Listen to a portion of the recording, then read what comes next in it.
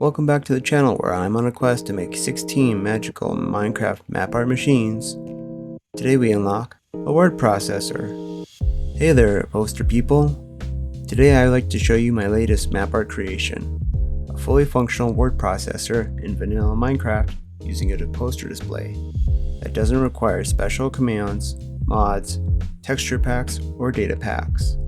And no, you don't need a computer science degree or possess a higher Redstone education. So if I can build this, then you can too. In this video, we'll go through every step of the process, from prototyping through problem solving to playing. So let's start by defining what we know. We already know the goal of making a vanilla word processor. The biggest feature is this poster display, like this one. The build will also have an intuitive interface to control everything, and also have the poster display erase itself by the push of a button.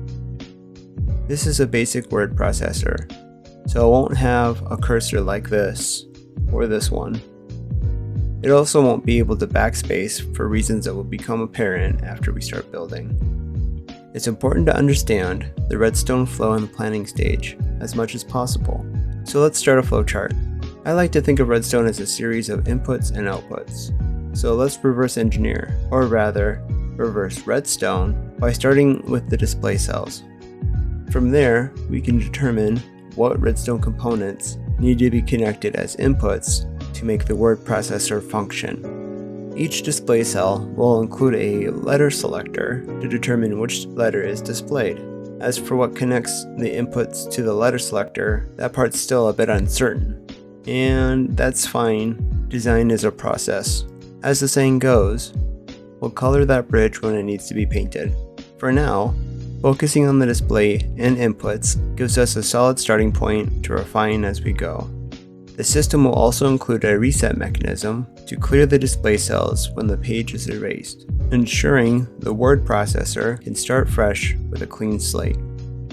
With this plan laid out, we have a clear picture of how the redstone might work. I say might because at this stage, it's more of a brainstormed outline with missing parts than a finalized design. This approach helps us visualize the logic and the steps needed to bring everything together. By breaking the redstone machine into manageable parts, we can build it one section at a time. So let's dive in and get started. Here we are at the beginning of it all. Starting with the letter design, we are going to use a 3x5 block font. Normally, this is where I layer the different options to create a display cell. But as you can see, this technique basically brings us to build limit. In previous projects, we only needed 2 or 3 display options, but this project requires all 26 letters of the alphabet, making our usual technique impractical. To solve this, we'll combine all the letters and try layering them in a more compact way to create an efficient display cell. Let's see how this approach works. Each pixel in the display cell will be controlled by one ticking the block with an observer. Then by triggering the correct observers, we can create the desired characters. The question then becomes, how do we automate block placement for every letter instead of selecting each block manually? Here's our 3x5 display cell. By using redstone, we can trigger the pistons on the left and right edges. But if we try to put the redstone dust in the middle, then we're unable to accurately control the block pixels. But redstone dust is not the only item that can transmit redstone signals. If we instead use activator rails to update the observers, then we can reliably control the pixels independently. Additionally, instead of powering the system from the back, we can run blocks across the top with redstone dust to power the rails below. This design takes advantage of slabs, which can carry redstone dust without transmitting power directly. By strategically replacing certain blocks with slabs, we can ensure that only specific rails are powered. This setup allows us to precisely place and retract the correct blocks, enabling us to form any character or shape we desire. Now let's get back to building the actual display cell. First, we'll take our 3x5 font, fill in the blank spots with slabs. This will ensure that we have precise control over which parts of the cell are powered. Next, we'll take the character, slice it into layers, and stack those layers vertically inside the display cell. By placing redstone dust on top of these layers, we can use the actual shape of the letter to program the display cell. This approach directly maps the character structure onto the redstone system, streamlining the process and ensuring accuracy in the display. Since activator rails can only transmit signals up to 8 blocks, we'll add an additional row of observers to extend our range of options. Next, we need to connect all the layers together. After connecting the rows, we can activate the entire character with a simple input. For example, you can see how the A shape here translates to an A on the display cell. Now a little faster with the letter B. And speaking of faster, these yellow blocks reduce the activation between layers by 1 tick each. Let's quickly add in the rest of the letters and the layer connectors. Everything behind the face of the display cell essentially serves as a memory bank, storing the instructions for what the display cell should show. With all the letters and connectors in place, the display cell can now activate any of the 26 letters at the press of a button. How cool is that? We can also add numbers and why not some punctuation. To separate words, we'll also include an all slab configuration to act as a space, ensuring the words don't touch. These new configurations are added to the system the same way as the letters, seamlessly integrating into the display cell's memory bank. With the display cell fully configured, it's time to copy it across the page to build the rest of the word processor. However, we immediately encounter an issue. The redstone dust from the neighboring cells connect, causing interference between them.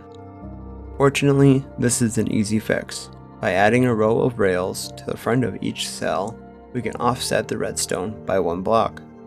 To keep things organized, we'll recolor the offset display cells to differentiate them from the originals. This adjustment ensures the display cells are fully tileable and won't accidentally trigger their neighbors. With this first step done, we can officially mark the display cell portion of our redstone flow as complete. This foundation sets the stage for the rest of the word processor, and now we're ready to move on to the next component. After copying the display cells across the map, we have our first line. By stacking them, we add more lines, and even more lines until we finally hit the build limit. Wow! Look at this massive redstone machine. It looks incredible. But we're just getting started.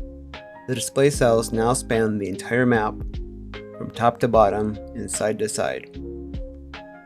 However, there's a significant issue with this design. There is no space for the redstone needed to control the display cells.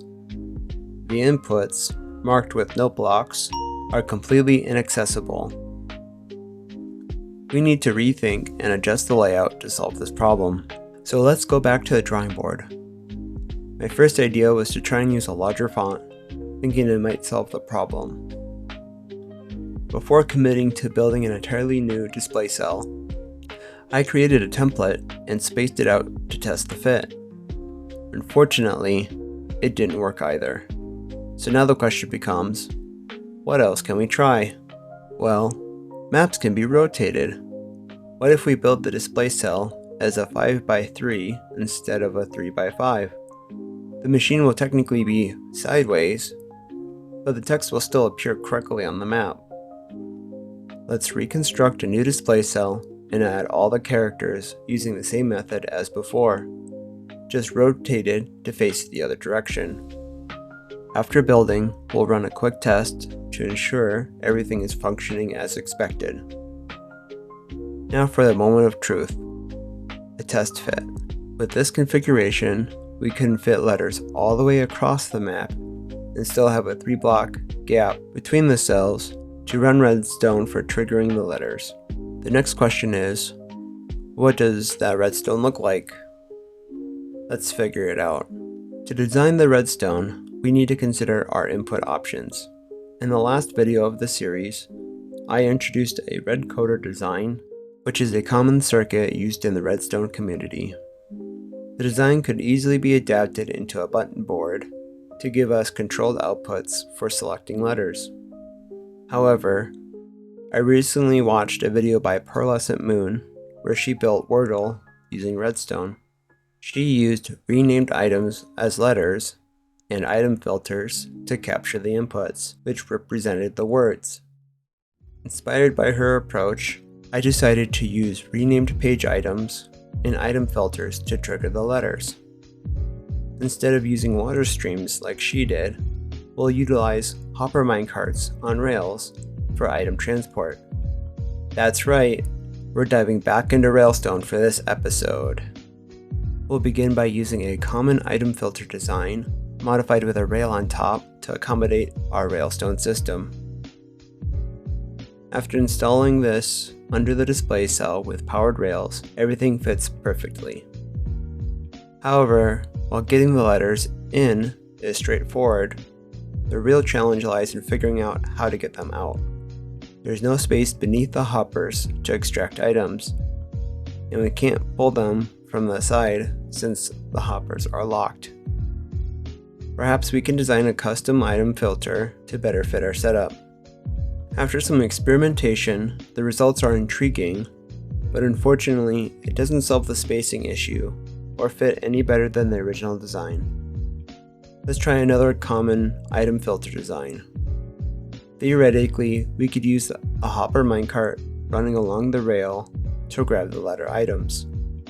However, after fitting this design into the system, we encounter the same issues. The top of the rail gets cut off, or the bottom rail interferes with the redstone dust. I attempted to create a more compact item filter design, but despite my efforts, I couldn't reduce it by even a single block. So I did some research and came across this ingenious design by Paysenhai22 on Reddit. Their design is only 4 blocks tall instead of the usual 5, providing a much needed height reduction. I added a small extension to this design to handle triggering the letter redstone. After fitting it into the system, it seems promising, but unfortunately, we still don't have enough space to add a second rail for collecting the letters. Another adjustment will be necessary to fully resolve this. After experimenting with a few ideas, I realized, what if we use a dropper instead of a chest or a hopper for the item filter? By triggering the dropper to push the item upward, we solve the space issue entirely. This setup allows for the same minecart that delivered the letter to also collect it. To make this work, we simply place a detector rail on top of the dropper. When the hopper minecart passes, it activates the detector rail, which powers the dropper to push the item up into the hopper minecart, which then retracts the letter from the display cell. Now it's just a matter of copying the setup across the entire system and configuring each item filter with its respective character page.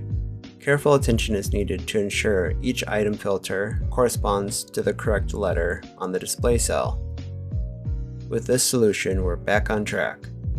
Next, we'll copy the entire circuit and recolor it to red for the offset display cells. The only thing left to do is connect the letter selector with the display cell, replace all of our inputs marked by note blocks with observers, which connect the observer chain that control the individual letters. I also replaced the redstone dust here with rails at some point, but either would work. During testing, I encountered a few issues. First, I made the same mistake as with the initial display cell by stacking the letters with 2 blocks of spacing between letters. So let's start over with proper spacing. Second, the modifications we made to the item filter design caused the hopper to remain locked, preventing it from accepting items. To resolve this, we need to add an additional hopper to the setup. While this increases the circuit's height slightly, the rest of the design remains unchanged. By reducing the spacing between display cells, we've introduced a new problem. The redstone for one display cell now aligns directly with the cell below it, further complicating our space constraints. The current design initially seems to fit, but upon testing, we see that the torch powering the redstone interferes with the display cell's redstone. We'll switch back to a torchless item filter to eliminate the interference with the display cell. Next, we'll offset the upper two cells by an additional row, ensuring the observer chain aligns properly with the item filter redstone. With this adjustment, we can now copy the item filters all the way down the display cells. Don't forget to configure each item filter for the correct letter. Lastly, we'll add a minecart stop to hold the hopper minecart after it delivers an item. The minecart will then continue when triggered by the magenta reset signal, ensuring smooth operation. With these adjustments in place, the letter selector portion of the redstone flow is now complete. This crucial component is fully integrated with the display cells and ready to operate seamlessly. Let's move on to the next stage of the build. When copying the new display cells and the letter selectors across the map, we quickly run into the build limit. Comparing these setups, you can see the difference between the earlier 2-block spacing and the current 1-block spacing. For now, we'll adjust by giving the display cells a bit more margin and positioning them snugly in the corner. I replaced the extra map background with glass, which voids those pixels on the map. However, this change is temporary, as we'll later utilize the entire map space again for the final layout. Next, we're moving into the unknown portion of the redstone flow. Now that we know letters will be delivered by chest minecarts using railstone, we can outline the delivery sequence. The first hopper minecart needs to travel to the lowest display cell. The second minecart will deliver the display cell above the first, the third onto the one above that, and so on, working its way upward. I began by designing a system where all the receiving lines remain open initially, allowing minecarts to travel freely to the lowest available cell. As each minecart rolls in, it will trigger a signal to close the rail above it, ensuring the next minecart delivers to the correct display cell. This redstone setup reminded me of the complicated direction selector I created for another map art machine. Let's take a lesson from that project and simplify the circuit by creating a flat design. This approach allows the minecarts to drop directly onto the receiving rails of the letter selectors. The circuit works by dividing the hopper minecarts so that only one enters each drop-off point. When a minecart enters the first station, it triggers a detector rail which sends a signal to switch the rail. This guarantees that the next minecart bypasses that station and moves on to the next one. The same process repeats down the line, effectively delivering one letter to each display cell. The magenta line here will act as a reset system, switching all the tracks back to their default positions when the page is cleared, regardless of whether one or all the tracks have been triggered. Next, we'll expand the system with enough drops to cover every display cell in the line. We will also add powered rails to prevent any minecarts from stalling during their journey. To complete the setup, we'll include a dispenser loaded with hopper minecarts. These minecarts will grab a letter from the hopper and deliver it to the letter selector.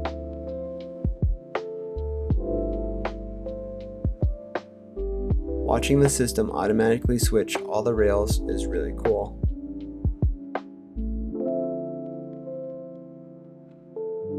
Let's officially name this green circuit the letter distributor, a fitting title for such a critical component of the word processor.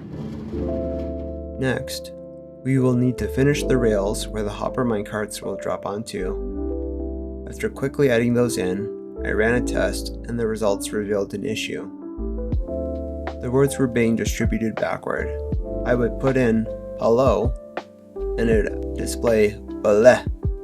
To fix this, I adjusted the redstone so that the minecarts drop letters from left to right instead of right to left on the letter distributor. With that adjustment, the words now distribute correctly. However, the letters still appear right to left on the poster display, as the closest display cell is at the top, representing the right side of the page.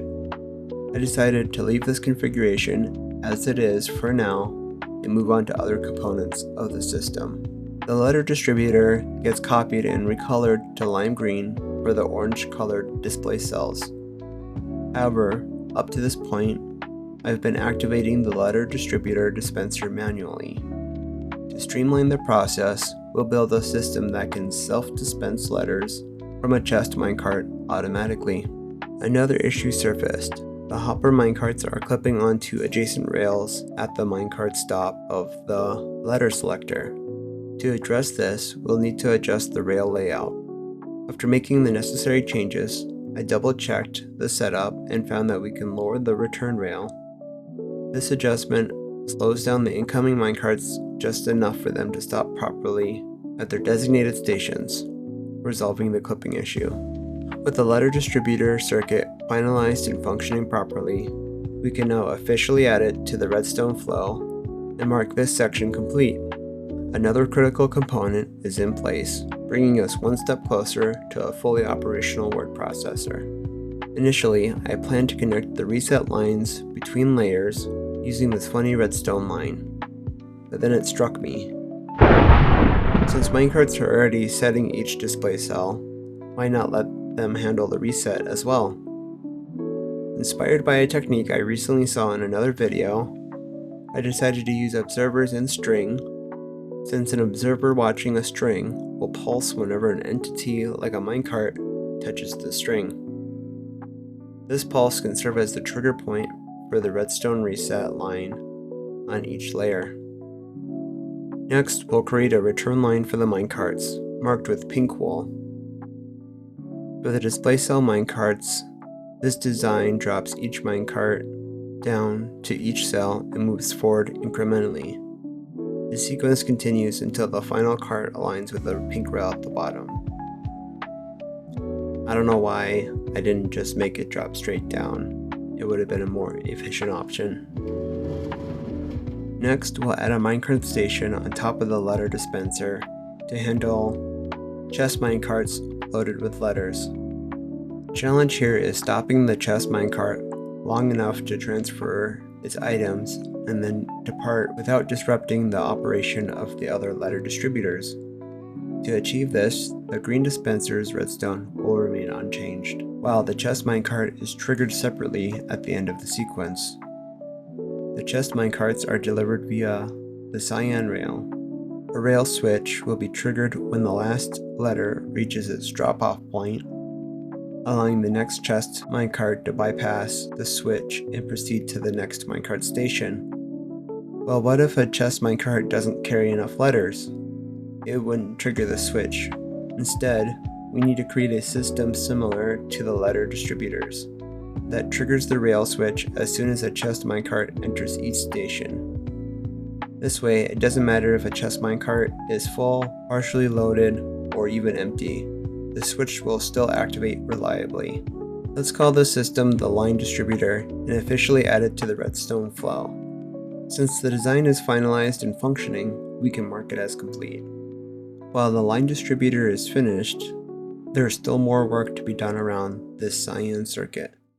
Now we can finish the reset rail with a dispenser that connects to the magenta reset signal. Even though this setup would work, I moved the dispenser to be in line with the letter dispensers so that the return rail would cover all of them. Now we can finish the reset rail by connecting a dispenser to the magenta reset signal and extending the pink minecart return rail across the hoppers that supply the letter distributors. By return rail, I mean return water stream, since we'll break the minecarts at the bottom and send them back up using a bubble vader. To prepare for this, we'll construct a glass pipe leading from this point to the bottom, where we'll continue working on the water streams. break minecarts, I initially tried the same minecart breaker I used in the Connect 4 map art machine. However, it didn't work as expected. After multiple attempts, I realized this design might not function in the current version. So let's try moving it. Still no luck. Perhaps a full lava block will do the trick? Stairs?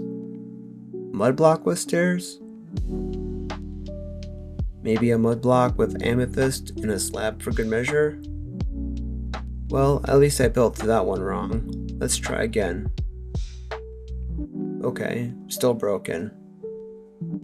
Am I using the wrong size of amethyst? No luck there either. Well, there's more than one way to break a minecart, so let's try a chain.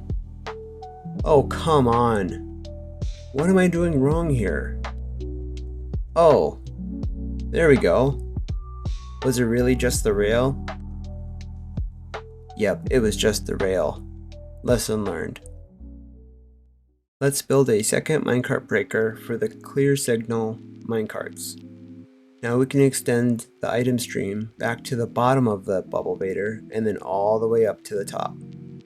Keep in mind that both the letter items and the hopper minecarts will end up in this stream, so they need to be separated.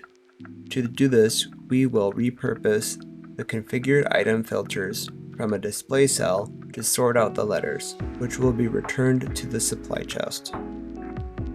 Any remaining hopper minecarts will then be directed to feed into the dispensers, ensuring everything is properly organized for reuse. Now to fit this in. Well, let's finish the display real quick.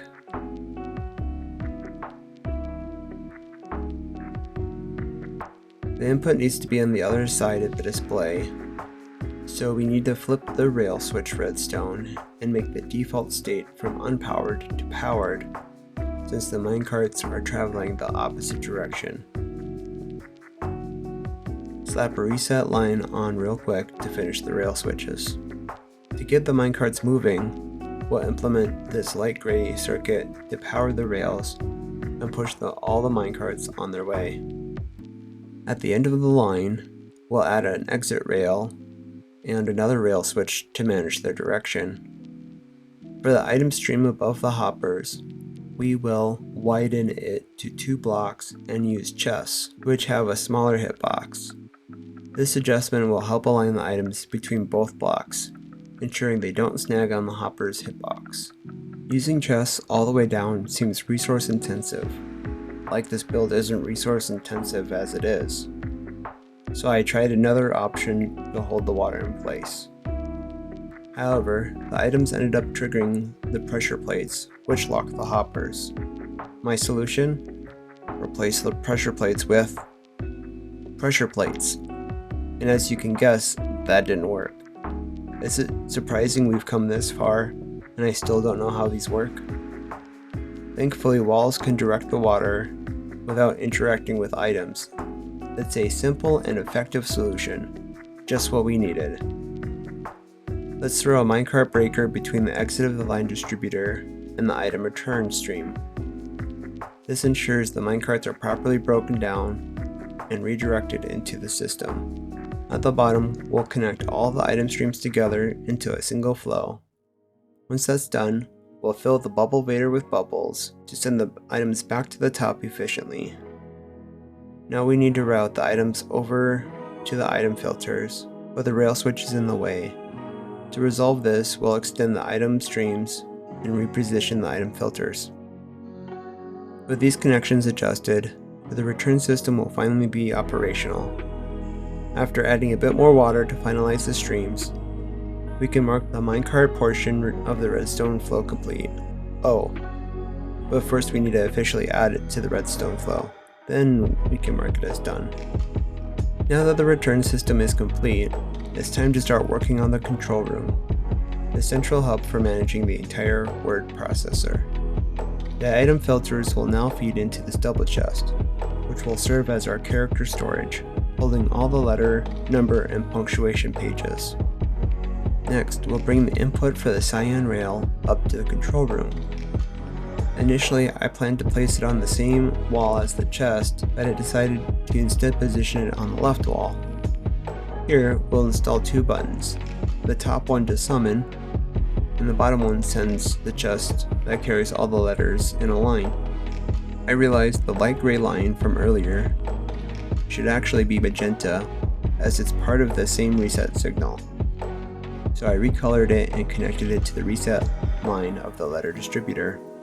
Next, I changed the original magenta reset line for the line distributor to light gray, since it needs to trigger after the magenta reset finishes. Now we just need to add a timer to control the reset circuits. For this, we will start with the classic Ethel Hopper clock, known for its oscillating timed outputs on both sides. However, we'll need to modify it to stay off by default and only activate when triggered. This modified design provides a constant output by default, but when triggered, generates a timed output on the other side, which powers the magenta reset line. The duration of the timed output is adjustable by modifying the number of items in the hoppers. Once the timer completes, it automatically returns to its default powered state. However, since we only need a pulse and not a continuous signal for light gray to make the rail switches function properly, simply adding a block on a sticky piston to the output converts the signal into a pulse, achieving exactly what we need for this timer. With the timing circuit finalized, we can now mark the input and reset portions of the Redstone flow as complete. This achievement wraps up the entire Redstone flow, but with that said, the journey isn't quite over yet. Debugging still remains an essential task to guarantee the machine operates smoothly and reliably every time. Let's dive into the debugging process to refine and perfect the system. The first issue we encounter is that if all 18 lines aren't used, the chest minecarts get stuck in the line distributor during the reset phase. To fix this, we need to trigger all the rail switches in the line distributor just before powering the rails at the minecart stations. This ensures that every minecart is directed to the exit rail for return, regardless of whether a line was used. The light gray line currently uses 8 repeaters, so I'll add an additional 8 redstone ticks of delay between the rail switch reset and powering the minecart stops. This adjustment allows the rail switches to reset properly before the minecarts are pushed along the rails. With this fix, the reset phase should run smoothly. Something still isn't working correctly. Items in the rail switch droppers keep disappearing. My first attempt at a fix was to turn the signal into a pulse, thinking both droppers are powered at the same time, but that didn't solve the problem. Next, I switched the dropper setup to a dropper hopper design. This requires the hoppers to stay locked by default, unlocking only after all the chest minecarts exit. Once unlocked, the item flows back into the dropper. While these modifications didn't resolve the issue, it did help me pinpoint what's wrong. I realized I made a mistake when lowering the droppers for the rail switch earlier. They're now positioned above the magenta reset hopper minecarts. This causes the hopper minecarts to steal the items from the droppers, effectively breaking the rail switch mechanism. Now that we've identified the problem, the solution is straightforward. By raising the rail switches by 1 block, we can prevent the droppers from interacting with the magenta reset hopper minecarts. This adjustment certifies that the rail switches operate as intended without interference. That was a bit of a dumb mistake, but sometimes I make dumb mistakes, like when you guys pointed out checkers has 3 lines of men, not 2. I appreciate any and all feedback, but just as a side note, I am here to learn and have fun, and not to make the most efficient or maxed out design. My motto is, be a little better than yesterday with a little silliness along the way. And I want the same for you. My hope is by watching this video, you have some fun and maybe learn a thing or two about Minecraft Redstone. There are a few other mistakes I've made that we'll need to fix later, but for now, let's focus on the control room a bit more. We haven't even added a spot for the poster display yet. Also, I noticed some of you roasted me in the last video for calling this a poster display.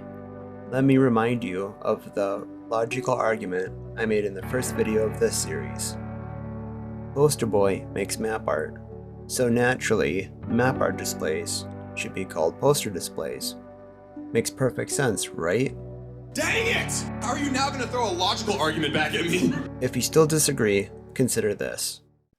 Mojang officially calls this a map, no matter how it's used. The only other official name I found is color map display, as stated in the Redstone handbook. So are we sure I'm the only one making up names here? Another mistake I made was combining the hopper minecarts and chest minecarts into the same item stream when they need to be separated. Thankfully, this is an easy fix. We'll simply build a second item stream dedicated specifically to chest minecarts, keeping everything separate and organized.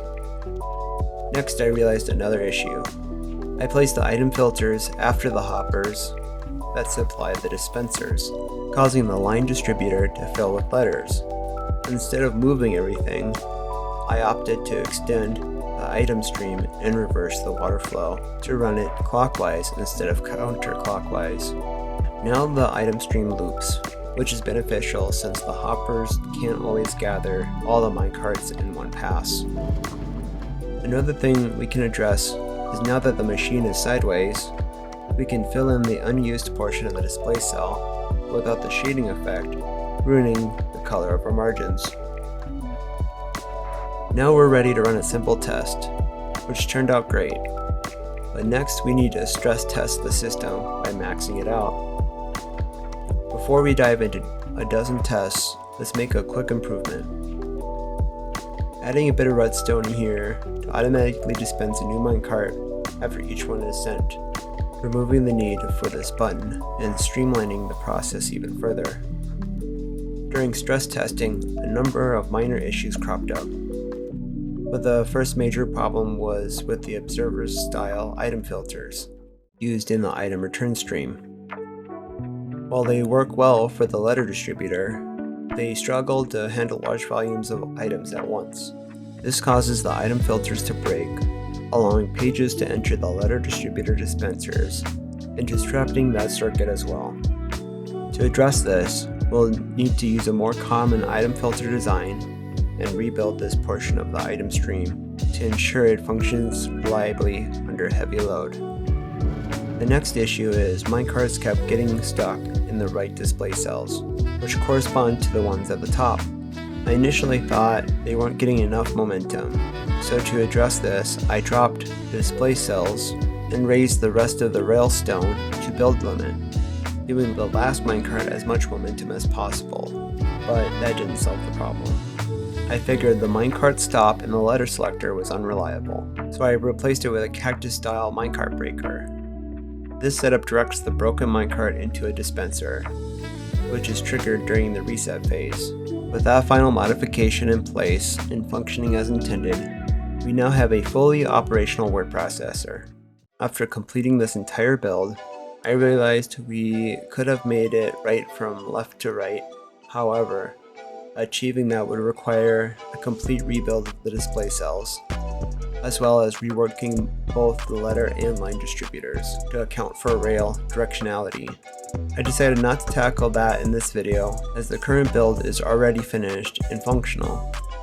If you'd like to see more letter and number based map displays in the future, show this video some love with a like and let me know what machine you'd like to see next.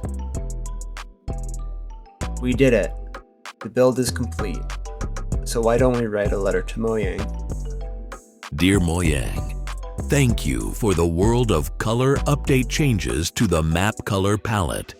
But please ponder making the map color palette more diverse and balanced for us that make Minecraft map art.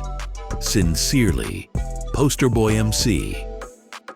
P.S. Thank you for increasing the build limit by 128 blocks, without which I would not be able to make these magical machines. We can clear the page for the next message, but we are at the end of the video. One caveat I forgot to mention is for the poster display to update, there needs to be someone standing here holding a copy of the map. Thanks, Steve. So, how did I do with this redstone build?